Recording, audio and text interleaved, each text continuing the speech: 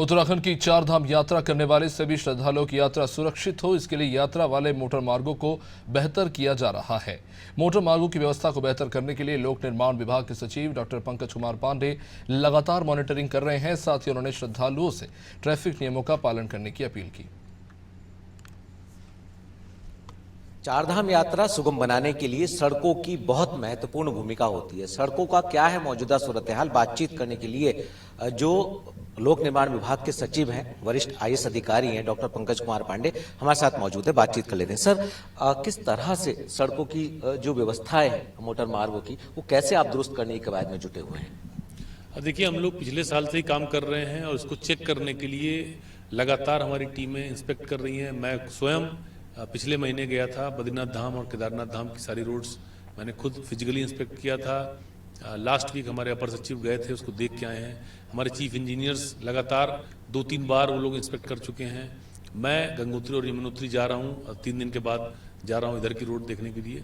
और मैं ये कह सकता हूँ कि पिछले सालों से कहीं ज़्यादा बेहतर स्थिति में सड़कें इस वर्ष हैं। जो केदारनाथ धाम का जो रूट था, गुप्त काशी से आगे वाला पोर्शन, वो काफ़ी ख़राब था, उसको हमने बना लिया है। एक छोटे से पोर्शन में अभी काम चल रहा है जहाँ पे सिंकिंग जोन था, जो पूरी ज़मीन धंस रही थी, जहाँ पे वहाँ पे डीएम ने 1 वे किया हुआ है 15 दिन के लिए, क्योंकि एक तरफ काम हो गया, दूसरी तरफ काम चल रहा है उसमें, क्योंकि एक साथ दोनों तरफ नहीं कर पा रहे थे। तो वो पोर्शन छोड़ के बाकी काम हमने कर लिया है। लास्ट ईयर चमोली में पीपल कोटी के पास काफ़ी सारे लैंडस्लाइड आए थे, उस पर भी ऑल्टरनेटिव रूट हम लोगों ने प्लान कर लिया है।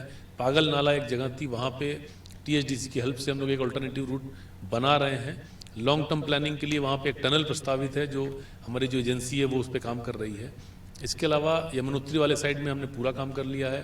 गंगोत्री वाले साइड में अभी वाइडनिंग का काम चल रहा है, थोड़ा उसमें समय लगने की संभावना है। कुछ फॉरेस्ट के इश्यूज थे, जो लैंड ट्रांसफर के केसेस वगैरह थे, उसमें भी समीक्षा की गई है, जो कि जल्दी ही हम लोग इसको भी रिजॉल्व करेंगे।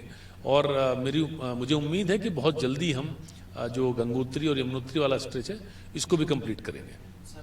जब मौसम की बेरुखी देखी जाती है तो उस वक्त कहीं ना कहीं लैंडस्लाइड एक बड़ी चुनौती हो जाती है। उसको लेकर के किस तरह से आप लोग प्लानिंग कर रहे हैं? चारधाम यात्रा रूट में लगभग 200 लोकेशंस हैं जो आइडेंटिफाइड हैं, जहाँ पे लैंडस्लाइड आते रहा है, लगातार आता है। और हर साल कुछ नए लैंडस्लाइड भी आ जाते हैं। तो जो अभी तक की स्थिति है उसमें 200 पॉइंट आइडेंटिफाइड हैं, उसमें से 140 की डीपीआर बना के हम लोगों ने 100 से ऊपर के पे काम भी चालू कर दिया, सैंक्शन करा के। तो जो बड़े लैंडस्लाइड हैं उस पर हम लोग काम लगातार उस पर काम हम कर रहे हैं। बाकी जो नए स्लाइड्स आए हैं उस पर डीपीआर बनाने का काम चल रहा है और मुझे उम्मीद है कि हम जल्दी ही उस पर भी काम करेंगे।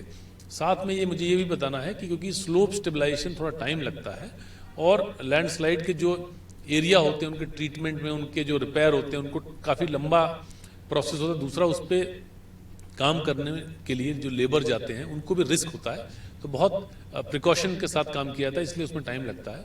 बट चारधाम यात्रा पहले से कहीं ज़्यादा सुखद अनुभव देगी और कहीं ज़्यादा हम लोग सुरक्षित भी कर रहे हैं। जहाँ पे स्लाइड के इश्यूज हैं वहाँ पे प्रयास कर रहे हैं कि कोई इस तरह की प्रॉब्लम नहीं आए।